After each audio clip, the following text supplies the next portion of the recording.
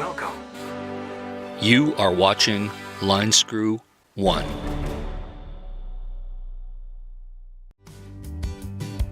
There's a time to cry, a time to let it go.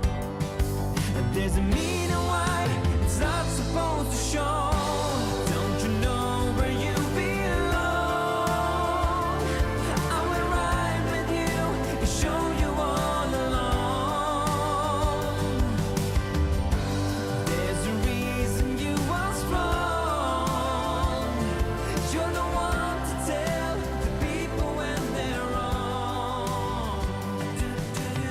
Get out of that house, move into a van. Get ready for climate change. Well, hello tubers. I hope you're doing well wherever you are in this crazy YouTube universe. Today I'm coming to you from the banks of the mighty Fraser River here in British Columbia, just outside of Metro Vancouver. Beautiful day here. Had some horrible rain the last couple days, but I'm enjoying this good fall weather. But today I wanted to talk about Bob Wells, from Cheap RV Living. I have not tackled him in an entire video in well over a year. So today he puts out a video. I'm going to paraphrase the title, but he essentially says that save the planet and move into a van.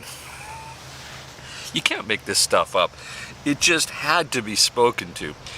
Because Bob, as we know, has politics that kind of moved to the left wing, and he seems to be moving even further over to that neoliberalism. The one thing I do have to give Bob Wells credit for is he's tended to abandon Carolyn's RV life, and he doesn't promote her or push her little agenda, because I think he realizes that being associated with Carolyn's RV life really ruins the brand, because she's even further to the left wing, towards socialism. But Bob, bear with me, because it's crazy. Bob is offering simple solutions. He's essentially saying you can save the planet because it's getting warmer.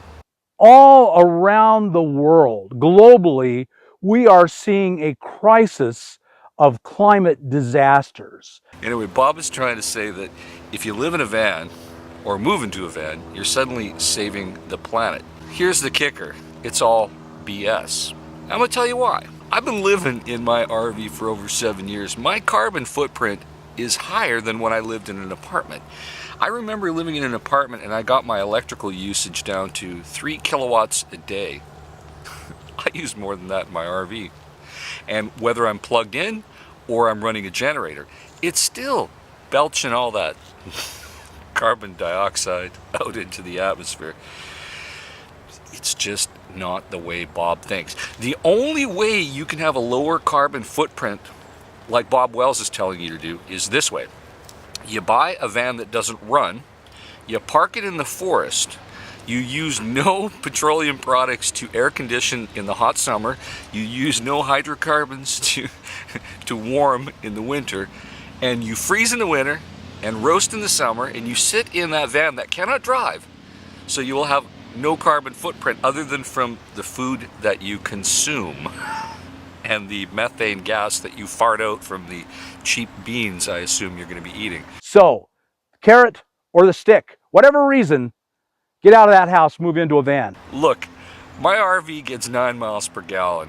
A lot of these vehicles are not very fuel efficient. They burn a lot of gas or diesel. Hydrocarbons, it doesn't matter.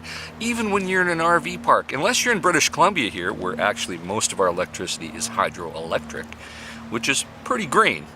But if you're in one of those coal places, or I love the places that burn garbage and plastic. Yeah, actually that does make sense to a certain extent, burning trash. A lot better than throw it in the oceans, which if you spend any time in the Pacific or in Hawaii, you see all that trash in the damn oceans. That's more of something that I'm concerned about, because I'm not really convinced that Bob's right. Find the motivation, get yourself into a vehicle, and be happier. I propose to you, how many times in your life have you read the weather forecast 3 days out and they predict something that isn't even accurate? They can't even accurately model climate change in 72 hours, let alone try to extrapolate data on the Earth's warming. Now, is it getting warmer where I live? Yes. British Columbia, we had one of the hottest, if not the hottest, summer on record. Temperatures well over 110, 117 degrees. It was brutal. Bob Wells even references that. He even references the one town that we lost, Lytton, which burned to the ground.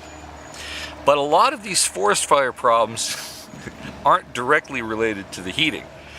I was lucky enough to share a flight back from Whitehorse just a few years ago with the #1 guy who managed the forests in the Yukon. He had to manage all the forest fighting and make sure that things were as safe as could be. Now, the one thing that I did take away from a conversation of a couple hours on this flight from the Yukon is that here's the problem. They're not cleaning off the fuel loads at the bottom of the forest. There's too much fuel ready for ignition.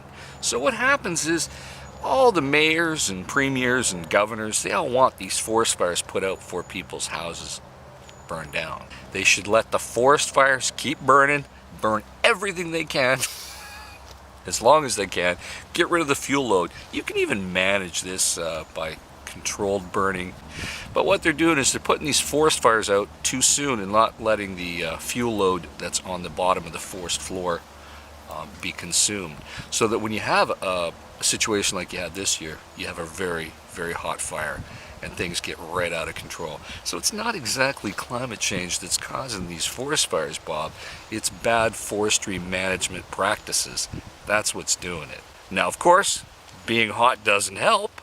I get it. But it seems that Bob Wells has fallen into that neoliberal rah-rah-rah about the environment, because I'm telling you, living in your van is not the answer. It's horrible, actually. The answer is more like me as a conservative. It's conserving the resources. Maybe using a little less water. Maybe making sure that next house that you buy is well insulated so that you use less electricity for things like heating and air conditioning. I think that makes sense. Maybe replace all the bulbs with high efficiency LED lights. I think that just makes sense. But oh no, how about when you buy a car? Buy something not necessarily electric, but there are a ton of very fuel efficient 4-cylinder or 6-cylinder cars out there. Some of them are very sporty. In fact, I drive a Mazda 3, gets great mileage, probably get somewhere over 40 miles per gallon on the highway. I remember having a Ford Mustang and having the Mazda 3. If I had to drive more than 5 miles, I drove the damn Mazda 3. Why? Not because I'm an eco-liberal warrior, because it cost me less and it consumed less fuel. It's very simple, Bob. I don't know how you can't get this, but you're becoming like a religion. You're saying things like, do this and your life will be perfect. Follow me and you will get redemption. Listen to me and suddenly you will see salvation from everything that comes out of my lips. Even though Bob's giving you overly simplified answers to very complex questions at which the most educated scientists do not even fully understand yet. Hey, I'm not really going anywhere on this climate debate, whether it's getting hotter globally or getting colder. Don't know. All I do know is I remember in the 70s, they used to say, gee, we're on the verge of an ice age. I remember that. I'm old enough to remember that. And I am educated enough to realize that some of the most dangerous things on this earth have nothing to do with humanity. Some of the most dangerous things are, in fact, natural. Why are people going to give up a good standard of living just to help generations, hundreds of years from now that they're never going to meet? And he talks about the carbon footprint and all this and how much Americans really consume. Well, guess what? I'm proud that North Americans, Canadians, Americans, Europeans, anybody in a Western democracy, I'm proud you use a lot more energy because I'm proud that you live in a prosperous nation, and I'm proud that you used your wits to actually control the environment around you and build a better life for you and your family. Sure, does a rural farmer in India have a lower carbon footprint? Yes, he does. And why is that? Because he's poor and he's a rural farmer in India. Do you want to do that? Well, guess what? You can jump on a plane and go out there and grow some rice in rural India. And God bless you if you love that. And your carbon footprint will be less. But if you're an orthodontist in suburban Dallas, Texas, I really don't think you're going to give a crap about any of this stuff. Look, I don't even give a crap. I just conserve. Hell, in my Mazda 3 parked a few feet away from me, I got a plastic water bottle that I've been cleaning and recycling and putting fresh cold water in for 6 months. Hey, I'm doing my part, okay? Because otherwise, it's just going to wind up in this river here, the mighty Fraser, and the plastic's going to go straight down to the ocean, which is about 40 miles downstream, and off it will swirl in the middle of the Pacific and wash up on some island. I really have no idea if Bob Wells, who's part of that brain trust and the smartest nomad in the room, has he realized that Western democratic societies like the United States, Canada, Western Europe, Australia, New Zealand, have you realized, Bob, that our economies are competing against China, where they have few or no environmental rules? China can increase their population year over year, increase their carbon footprint year over year, pollute everything that they want, because they can. Meanwhile, companies in the Western democracies that we live in can't compete because we have all these rules that we have to play by. We have all these neoliberal things that get in the way of doing business, but China doesn't. So Bob, why don't you tell all your viewers, you're probably better off to learn how to speak one of the Chinese dialects, maybe Cantonese, maybe Mandarin. Yeah, you're better off to learn that, because one day China's gonna own you, because guess what? They're trying to ruin the American way of life. And that's what humans have done since the dawn of civilization. We've learned to manipulate our environment to make things better, to move away from just being hunter-gatherers. And that's why Canadians and Americans and Europeans have higher carbon footprints than people that are rural farmers in Bangladesh. Yeah, that's the way it is. Bob, do you really want people to go back to that? Maybe live in a van in Bangladesh with a broken motor, sitting there in the jungles, doing nothing, twiddling your thumbs in the monsoon heat? Yes, Bob Wells wants you to do that, because cheap RV living has all the simple answers to life's complex questions. Yes, he does. Go to him. And by the way, Bob Wells makes hundreds of thousands of dollars a year. He can live in a gated community somewhere in Palm Desert and tell you how to live your life while he's got the air conditioning going, if he wants to do it. He's got the means. And good for him. He's playing capitalism by both ends against the middle, meaning he's playing it all against you. Because some of you people out there are very smart and understand what I'm trying to say, and a few of you are very dumb and have no idea, nor do you even care. And good for you for not caring. So what you need to do is you need to never question the Bob. You need to protect the Bob. And of course you need to censor me for speaking my mind about the silliness that he advocates on his channel. The human species has only been here a few 100,000 years, okay? Most of the species that have lived on planet Earth are gone. That's natural. And this, guess what? Newsflash. Oh, we got the hornets and wasps out. It's that time of year. And newsflash, folks, before humans even came along, most species were going extinct, because that's the natural order of things. Death is the natural order of life. In fact, the moment you're born, your duty and your debt is to die one day. That's the way it is. Neoliberals don't like it. They think we should save every species. No, that's not the way nature intended it. Bob's telling you, living in a van is going to save your whole life. It's going to save the planet. It's going to do you a favor. No, it's not. Not unless you do it the way I told you. Broken down van, no heat, no air conditioning, no nothing, no generators. Yeah. And don't get me going about solar. Solar takes resources to mine. There's an environmental impact. It takes resources for all the batteries to store the electricity they generate and all the lead and the lithium.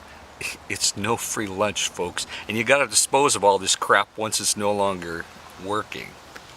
There's no free lunch. The neoliberals and all their crazy agenda, they don't want you to know that.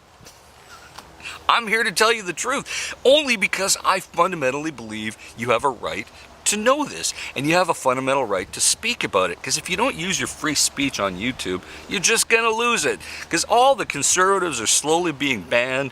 They're not being allowed to speak any common sense now. No, they're piping them down, they're turning their volume down. Hey, I'm just the canary in the mine shaft trying to give you a few licks of sense before the neoliberals take over. In fact, Bob Wells of Cheap RV Living, if he actually told people, look, you need to vote in more conservative people who will conserve the resources and the money in the tax base, there actually could be more prosperousness in all these liberal states and jurisdictions.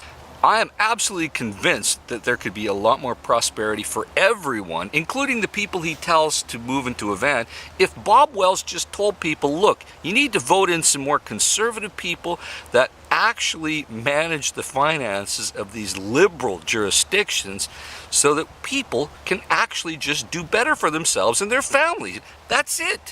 Why don't you tell people to actually start voting for the right people? Maybe buying more fuel-efficient cars, maybe insulating your house a little bit more, maybe putting some more efficient bulbs up, maybe using a little less electricity for stupid things, you know.